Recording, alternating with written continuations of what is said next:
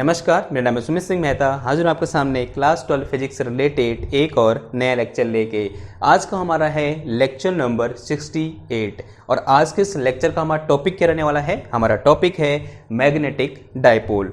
आज के इस लेक्चर में सबसे पहले हम डिस्कस करेंगे कि मैग्नेटिक डायपोल क्या होता है, फिर हम डिस्कस करेंगे मैग्नेटिक डायपोल मोमेंट क्या होता है, फिर यहाँ पर एक बहुत इंपॉर्टेंट डिस्कशन होगा direction of magnetic dipole moment के बारे में, और लास्ट हम डिस्कस करेंगे magnetic field on the axis of circular ring in terms of magnetic dipole movement. तो ये क्या रहने वाला है, आज का हमारा लेक्चर रहने वाला है। और सबसे पहला क्वेश्चन आता है कि भाई मैग्नेटिक डायपोल होता क्या है। क्या आप डायपोल पहली बार पढ़ रहे हैं या आपने इससे पहले भी डायपोल के बारे में डिस्कशन किया है? आंसर बड़ा सिंपल है, हाँ जी, हमने पहले भी डायपोल के बारे में डिस्कशन किया है। कब डिस्कस किया है? चैप्टर नंबर 1 में हमारे पास एक चीज आया था, क्या? Electric dipole. हमने किसके बारे में पढ़ा है? इलेक्ट्रिक डायपोल के बारे में पढ़ा है। क्या होता है इलेक्ट्रिक डायपोल? हमने ये पढ़ा था जब मैं किन्हीं दो चार्जेस को जिनका चार्ज का मैग्नीट्यूड सेम है और दोनों कैसे हैं, अपोजिट नेचर के हैं, उनको कुछ डिस्टेंस पर रखता हूं तो एक सिस्टम बनता है। इस सिस्टम को हमने क्या बोला था? इलेक्ट्रिक डायपोल बोला था। तो ये क्या है? हमारा इलेक्ट्रिक डायपोल है। और इस इलेक्ट्रिक डायपोल का क्या होता है? एक डायपोल मोमेंट होता है जो किसके बराबर होता है? Q इंटू 2L के बराबर होता है। यहां पर 2L क्या है? इन दोनों के बीच की डिस्टेंस है, यानी प्लस Q और माइनस Q के बीच की डिस्टेंस कितनी है? 2L है। और इस P को हमने क्या बोला है? मैग्नेटिक डायपोल मोमेंट बोला है। ये तो क्या है? इलेक्ट्रिक डायपोल है। लेकिन आज का सवाल यह है कि भाई मैग्नेटिक डायपोल क्या होता है। तो हिंट डालो क्या इस तरह से, मैग्नेटिक डायपोल। किसी को पता है मैग्नेटिक डायपोल क्या होता है? मैग्नेटिक डायपोल, देखो मैग्नेटिक डायपोल को डिफाइन करना बड़ा ही आसान है। कैसे डिफाइन करेंगे? आप थोड़ा चौंक जाओगे डेफिनेशन सुनकर। डेफिनेशन कुछ ऐसी है मैग्नेटिक डायपोल मोमेंट की। अगर आपके पास एक क्लोज करंट कैरिंग लूप है, क्या है? एक क्लोज करंट कैरिंग लूप है, तब वो क्लोज करंट कैरिंग लूप एक मैग्नेटिक डायपोल की तरह एक्ट करती है। जैसे मान लिया आपके पास क्या है, इस तरह से एक करंट कैरिंग लूप है, एक सर्कल के शेप में, इसमें ऐसे करंट फ्लो कर रही है, माना आई करंट फ्लो कर रही है, तो ये क्या है? मैग्नेटिक डायपोल है। अगर मेरे पास इस तरह से कोई एक करंट कैरिंग लूप है तो ये भी क्या है? एक मैग्नेटिक डायपोल है। इस तरह से क्या कर रही है? इसमें आई करंट फ्लो कर रही है। अगर मेरे पास कुछ इस तरह से एक करंट कैरिंग लूप है या क्लोज है या क्लोज करंट कैरिंग लूप है तो ये भी क्या है? एक मैग्नेटिक डायपोल है। या फिर मेरे पास इस तरह से क्या है? एक करंट कैरिंग लूप है स्क्वायर शेप का और इसमें आई करंट इस तरह से क्या कर रही है? फ्लो कर रही है, ये भी क्या है? एक करंट कैरिंग लूप है। या मेरे पास इस तरह से एक रेक्टेंगुलर शेप का करंट कैरिंग लूप है तो ये भी क्या है? एक मैग्नेटिक डायपोल है। तो मैग्नेटिक डायपोल ज्यादा कुछ नहीं है, सिंपल एक क्लोज करंट कैरिंग लूप है। तो अब की बार से अगर आपसे कोई पूछे कि व्हाट इज मैग्नेटिक डायपोल, तो आपका आंसर सिंपल से क्या होगा कि any close current carrying loop act like a magnetic dipole. तो जैसे कि मैंने यहां पर 1 2 3 4 5 मैग्नेटिक डायपोल बना रखे हैं। एक ऐसे पेंटागन भी हो सकता है। इस तरह से मेरे पास क्या है? एक ये करंट कैरिंग लूप है और यही मेरा क्या है? मैग्नेटिक डायपोल है। कोई अलग चीज नहीं है, बड़ी ही सिंपल सी चीज है भाई। These all are our magnetic dipole. तो यहां पर लिख के चलेंगे हम क्या? Any close current carrying loop, close current carrying loop, carrying की स्पेलिंग देख लेना, carrying loop act like a magnetic dipole. ठीक है, तो ये क्या हो गया? हमारा मैग्नेटिक डायपोल की डेफिनेशन होगी। अब यहां पर जो नेक्स्ट हमारे पास इंपॉर्टेंट चीज है कि मैग्नेटिक डायपोल मोमेंट क्या होता है। जैसे वहां हमने क्या डिफाइन किया था? Electric dipole moment P define किया था, P is equal to Q into 2L। अब यहां पर हम क्या डिफाइन करेंगे?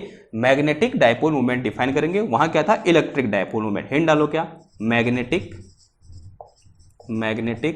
Dipole moment. ठीक है, देखो क्या होता है मैग्नेटिक डायपोल मोमेंट? बड़ा सिंपल है। Magnetic dipole moment of any dipole is defined as product of area of this loop and current in this loop. यानी बोल सकते हैं अगर माना ये सर्कुलर मेरे पास एक करंट का यानी लूप है तो क्या करूंगा, इस सर्कल का एरिया निकाल दूंगा और उसको इसमें फ्लो करने वाली करंट से मल्टीप्लाई कर दूंगा, तो जो नई क्वांटिटी निकल के आएगी वही क्या होती है, हमारी मैग्नेटिक डाइपोल मूवमेंट होती है, मूवमेंट होता है।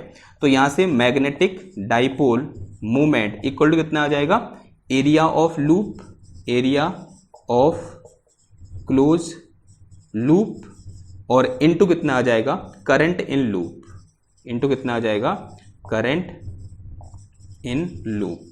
ठीक है, तो मैग्नेटिक डाइपोल मोमेंट कैसे दिखाते हैं हम, स्मॉल एम से दिखाते हैं। सिंबल क्या होता है, स्मॉल एम इक्वल टू कितना आ जाएगा, एरिया ऑफ लूप यानी ए इनटू कितना आ जाएगा, current in loop, this is I. तो एम इक्वल टू कितना आ गया यहाँ मेरे पास, ए आई के बराबर आ गया। ठीक है, इसको आगे पीछे भी लिख सकते हैं, तो यहां से मैं m इक्वल टू क्या लिख सकता हूं, आई ए भी लिख सकता हूं, उससे कोई फर्क नहीं पड़ेगा। तो m इक्वल टू कितना आ गया मेरे पास, यहां पर आई ए आ गया। ठीक है, अब अगर मैं यहां से इसकी यूनिट और डायमेंशन की बात करूं, यूनिट ऑफ m यानी मैग्नेटिक डाइपोल मोमेंट की यूनिट क्या होगी बताओ, unit will be equal to, ये क्या मेरा, ये क्या है एम्पियर है, ये क्या है मीटर स्क्वायर, तो क्या हो जाएगी इसकी यूनिट एम्पियर मीटर स्क्वायर हो जाएगी। ठीक है, अगर मैं डायमेंशन ऑफ m निकालूंगा तो कितने हो जाएगा बताओ, एम्पियर यानी a हो जाएगा because it is fundamental quantity, और ये मेरे पास क्या है मीटर स्क्वायर यानी क्या आ जाएगा एल स्क्वायर, तो क्या आ जाएगा A L square, this is dimension formula of magnetic dipole moment. Clear बात इतनी, ओके।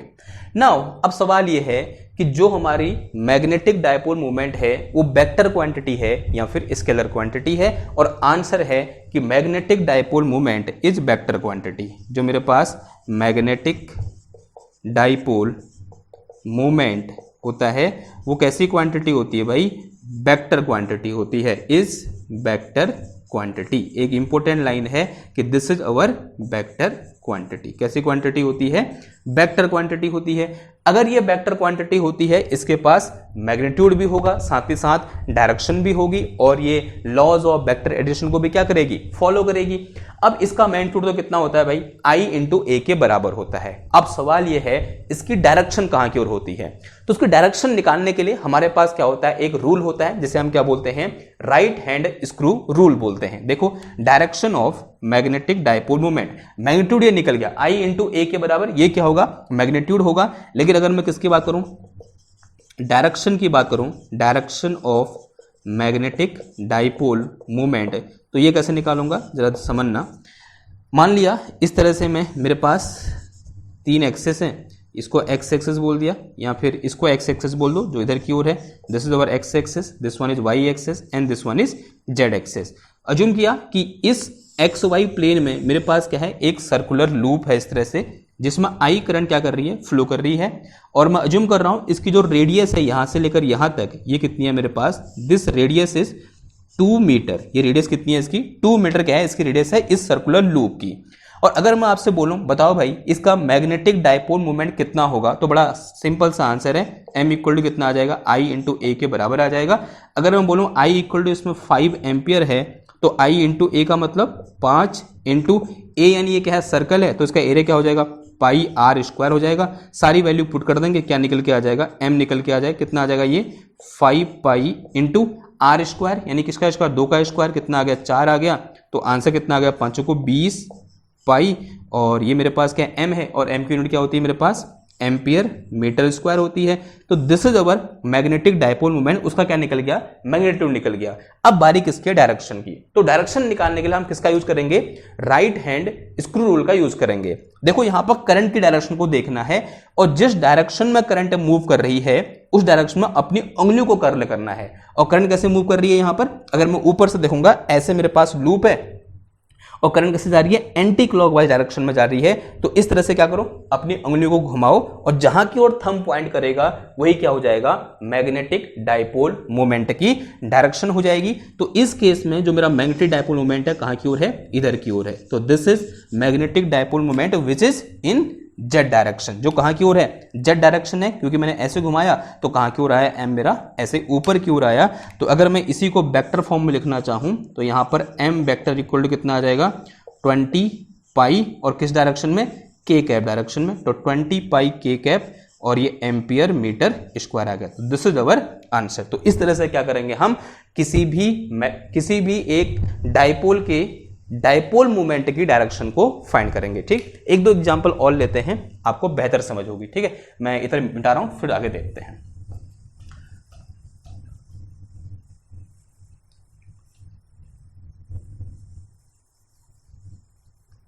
देखो भाई, इसी में एक और एग्जांपल लो। मान लिया इस तरह से मेरे पास क्या है, एक एक्स वाई जेड प्लेन है, ये मेरे पास क्या है, एक्स एक्सिस है, ये वाई एक्सिस है, और ये मेरे पास क्या है, जेड एक्सिस है। और इस एक्स वाई प्लेन में मेरे पास क्या है, एक इस तरह से एक लूप है। ठीक है, और इसके कोऑर्डिनेट यहां पर दे रखे हैं कितना, 1, 0, 0। इसके कोऑर्डिनेट दे रखे हैं मेरे को कितना, 0, 2, 0 दे रखे हैं। और इसमें करंट इस तरह से फ्लो कर रही है, इन दिस वे। इसमें क्या कर रही है, करंट फ्लो कर रही है। तो ये क्लोज लूप है। अगर ये क्लोज लूप है तो भाई ऑब्वियसली बात है, ये हमारे पास क्या बन गया, एक मैग्नेटिक डायपोल बन गया। इसको कुछ नाम दे दो, इस पॉइंट को ओ ए बोल दो, इसको ओ, इसे मैंने बी बोल दिया, इसे मैंने सी बोल दिया। तो मेरे पास यहां पर क्या है, एक रेक्टेंगुलर शेप का एक रेक्टेंगुलर शेप का एक करंट कैरिंग क्लोज लूप है। और यानी ये क्या है, मेरे पास एक डायपोल है या मैग्नेटिक डायपोल है। तब इसका magnetic dipole moment m equal to कितना आ जाएगा, I इंटू ए के बराबर आ जाएगा। और ये I करंट इसमें ये है, माना कितनी करंट फ्लो कर रही है इसमें, 5 एम्पियर करंट इसमें क्या कर रही है, फ्लो कर रही है। तो इसका magnetic dipole moment m equal to कितना आ जाएगा, I यानी 5 एम्पियर गुणा a। इसका एरिया क्या हो जाएगा, देखो यहां से यहां तक इसकी विड्थ कितनी है, 1, माना किस में है, ये सेंटीमीटर मान लिया, ये किस में, सॉरी मीटर में मान लो, ये मीटर में दे रखा है, और ये भी किस में है, मीटर में है, और ये भी किस में है, मीटर में। ठीक है, तो कितना आ जाएगा बताओ, यहां से यहां तक लेंथ कितनी है इसकी, 1 मीटर, और इंटू कितना आ गया, ये कितना है, यहां से यहां तक 2 मीटर। तो लेंथ इंटू ब्रेथ, तो यहां से m इक्वल टू कितना आ गया, ये एम्पियर में आएगा। तो 5 इंटू 1 इंटू 2, इतना एम्पियर मीटर स्क्वायर आ जाएगा। तो 5 दूना 10, कितना आ गया, ये 10 एम्पियर मीटर स्क्वायर। ये क्या निकल गया है, इसका मैग्नेटिक डायपोल मोमेंट का मैग्नीट्यूड निकल के आया। अब किसकी बारी है भाई, डायरेक्शन की बारी है। तो डायरेक्शन कैसे निकालेंगे, अगेन अपना राइट हैंड लेंगे, और जिस डायरेक्शन में करंट मूव कर रही है, घूम रही है, उस डायरेक्शन में अपनी उंगली को कर्ल करेंगे राइट हैंड की। तो कैसे घूम रही है, ऐसे क्लॉकवाइज। अगर मैं ऊपर से देखूं तो इस रेक्टेंगुलर लूप में करंट क्लॉकवाइज घूम रही है, तो उंगलियां कैसे घूमेंगी, ऐसे। अगर मैं ऐसे उंगलियों को घुमाऊंगा तो थंब कहां की ओर पॉइंट कर रहा है, नीचे की ओर, यानी इसका जो डायपोल मूवमेंट होगा कहां की ओर होगा, ऐसे नीचे की ओर होगा। ठीक है, this is dipole movement which is in downward direction. और कैसे होगा, इस प्लेन के परपेंडिकुलर होगा, ये भी ध्यान देना। तो इसका मतलब जो मेरे पास m है वो किस डायरेक्शन में है, 10 है, और किस डायरेक्शन में, माइनस के डायरेक्शन में है, बिकॉज माइनस जेड डायरेक्शन में है। और इतना क्या आ जाएगा, ये एम्पियर मीटर स्क्वायर आ जाएगा। तो in this way we can find direction of magnetic dipole movement. ठीक है, नाउ इसकी डायरेक्शन के बारे में थोड़ा सा और हम यहां पर कमेंट कर सकते हैं। जैसे मैंने ये बोला कि ये मेरे पास एक सर्कुलर लूप है इस तरह से, इसमें करंट ऐसे फ्लो कर रही है, तो इसका मैग्नेटिक डायपोल मोमेंट कैसे होगा, ऐसे ऊपर की ओर होगा। यानी इसका जो प्लेन है, इस प्लेन के नॉर्मल, ध्यान देना, जो मेरे पास मैग्नेटिक डायपोल मोमेंट होता है हमेशा उस क्लोज लूप ने जिस प्लेन को या जिस सरफेस को इनक्लोज कर रखा है उसके भी परपेंडिकुलर होता है। यानी यहां पर ये एंगल कितना होगा, 90 डिग्री। अगेन ये एंगल कितना होगा, 90 डिग्री। अगर मैं यहां पर आता हूं, देखो है जेड एक्सिस के अलोंग, तो यहां पर मेरे पास ये एंगल कितना होगा, 90 डिग्री। अब इस प्लेन के साथ एक और ऐसी क्वांटिटी होती है जो इसके परपेंडिकुलर होती है, and that is area vector. जो एरिया वेक्टर होता है वो भी तो कैसे होता है, परपेंडिकुलर टू द सरफेस होता है, या बोल सकते हैं perpendicular to the area enclose by this surface होता है। यानी जो एरिया वेक्टर है वो भी किस डायरेक्शन में होगा, इस मैग्नेटिक डायपोल मोमेंट की ही डायरेक्शन में होगा। तो यहां से मैं बोल सकता हूं कि मेरे पास जो मैग्नेटिक डायपोल मोमेंट है वो एरिया वेक्टर की डायरेक्शन में होता है, और एरिया वेक्टर का जो मैग्नीट्यूड होता है वो इस एरिया के बराबर होगा जितना इस सर्कुलर लूप ने क्या कर रखा है, इनक्लोज कर रखा है। तो यहां से अगर मैं इस इक्वेशन को ध्यान से देखूं, इस इक्वेशन को मैं वेक्टर फॉर्म में लिख सकता हूं। कैसे, देखो इन वेक्टर फॉर्म मेरे पास क्या आ जाएगा, m vector is equal to कितना आ जाएगा, I इंटू ए वेक्टर। ऐसा क्यों लिख पा रहा हूं मैं, क्योंकि मेरे पास जो एरिया वेक्टर होता है वो भी तो सरफेस के परपेंडिकुलर होता है, और जो मेरे पास डायपोल मोमेंट है वो भी कैसे होता है, सरफेस के परपेंडिकुलर होता है। और मैग्नीट्यूड के फॉर्म में यहां पर a आता है, अगर मैं इसके ऊपर वेक्टर लगा दूंगा तो वही डायरेक्शन किसकी हो जाएगी, मैग्नेटिक डायपोल मोमेंट की भी हो जाएगी। लेकिन यहां पर ये मैंने लास्ट में, ये पहले क्यों नहीं किया मैंने ऐसा इसलिए, सॉरी, ऐसा इसलिए नहीं किया क्योंकि अगर मैं यहां पर किसकी बात करता हूं, इस एरिया वेक्टर की बात करता हूं, तो एरिया वेक्टर ऐसे भी हो सकता है और ऐसे भी हो सकता है। अब मुझे लेना कौन सा वाला एरिया वेक्टर है, फिर वो एरिया वेक्टर लेना है जो ऐसे घुमाने पर, जिस डायरेक्शन में करंट घूम रही है उस डायरेक्शन में अगर मैं अपनी उंगलियों को घुमाता हूं, जहां की ओर थंब पॉइंट करेगा, वो वाला एरिया वेक्टर मुझे चूज करना है। दोनों में से कोई भी, ऐसा नहीं है कोई भी चूज कर सकता हूं, नहीं, मैं उस वाले एरिया वेक्टर को चूज करूंगा जो ऐसे उंगलियों को घुमाने में कहां की ओर आ जाए, थंब की डायरेक्शन में आ जाए। ठीक है, समझ में आ गई इतनी बात? ओके, अगर इतनी बात समझ में आई तो ये क्या हो गया, हमारा direction of magnetic dipole moment हो गया। ठीक, अब बढ़ते हैं अपने नेक्स्ट पॉइंट की ओर, और वो पॉइंट क्या है कि magnetic field on the axis of, क्या था, मिटा दिया मैंने, चलो हमने एक चीज पढ़ी थी कुछ समय पहले, 4-5 लेक्चर पहले, कि magnetic field on the axis of circular current carrying ring. अब जो सर्कुलर करंट कैरिंग रिंग है वो क्या है, एक मैग्नेटिक डाइपोल है। तो अब मुझे क्या करना है, उस मैग्नेटिक फील्ड को मैग्नेटिक डाइपोल के टर्म में लिखना है। देखो मैं समझा रहा हूं आपको, एक डिस्कशन है इंपॉर्टेंट सा, कि since we know that from over previous lectures कि अगर मेरे पास इस तरह से एक करंट कैरिंग रिंग है, इसमें ऐसे करंट फ्लो कर रही है, और अज्यूम कर लो इसकी रेडियस कितनी है, यहां से यहां तक आर है, और इसकी एक्सेस में इस पॉइंट पर, जो कि यहां से कितनी डिस्टेंस पर है, एक्स डिस्टेंस पर है, यहां मैग्नेटिक फील्ड कितना निकाला था हमने, since we know that magnetic field at this point is equal to mu naught I R square upon में क्या था 2 into R square plus x square की होल पावर 3/2। ये हमारे पास क्या है, एक्सप्रेशन है या फॉर्मूला है, किसके लिए, magnetic field due to current carrying circular loop at any point on its axis. ठीक, ये भूले तो नहीं हो, कोई नहीं भूला है। ठीक, अब अगर मैं यहां पर एक कंडीशन लगाऊं कि this x is very very large in compare to the radius of this loop, यानी जो मेरे पास लूप है वो बहुत छोटे रेडियस की है, या बोलते हैं इसका जो रेडियस है वो बहुत कम है, और ये जो डिस्टेंस है इसके सेंटर से वो क्या है, बहुत दूर है। तो इसका मतलब अगर ऐसा है कि x is greater then r, और अगर मैं इसका स्क्वायर करता हूं तो ये और बड़ा हो जाएगा, तो x is greater than in compare to r square. अब अगर मैं क्या करूं, इस x स्क्वायर में या इस r स्क्वायर में इस x स्क्वायर को ऐड करता हूं, तो आंसर लगभग कितना आना है, एक्स स्क्वायर ही आना है, क्योंकि एक्स स्क्वायर इतना ज्यादा है कि इसमें छोटा सा आर स्क्वायर में ऐड भी करूंगा तो इसको कोई ज्यादा फर्क पड़ने वाला है नहीं, ये अब भी लगभग कितना रहेगा, एक्स स्क्वायर के ही बराबर रहेगा। अगर ये कंडीशन मैं यहां पर अप्लाई करता हूं तो यहां से मेरे पास बी का फॉर्मूला, मैग्नेटिक फील्ड का फॉर्मूला कितना आ जाएगा, mu naught I R square, और अपॉन में कितना आ गया ये 2, इस पूरे का जो कितना आ जाएगा एक्स स्क्वायर की होल पावर कितना आ जाएगा 3/2। देखो इस 2 से 2 कैंसिल हो गया, तो ये मेरे पास आ गया क्या, b is equal to mu naught I R square, और अपॉन में कितना आ गया ये 2x की पावर कितना आ गया 3 आ गया। ठीक है, अब इस फॉर्मूले में कुछ मॉडिफिकेशन करने जा रहा हूं, देखो ध्यान समझना, b equal to mu naught I, अब एक काम कर रहा हूं, यहां पाई से मल्टीप्लाई, पाई से डिवाइड कर रहा हूं, तो ये क्या हो जाएगा, देखो पाई आर स्क्वायर हो जाएगा, और अपॉन में क्या किया मैंने, यहां 2 पाई कर दिया, और ये कितना कर दिया, आर की पावर 3 कर दिया।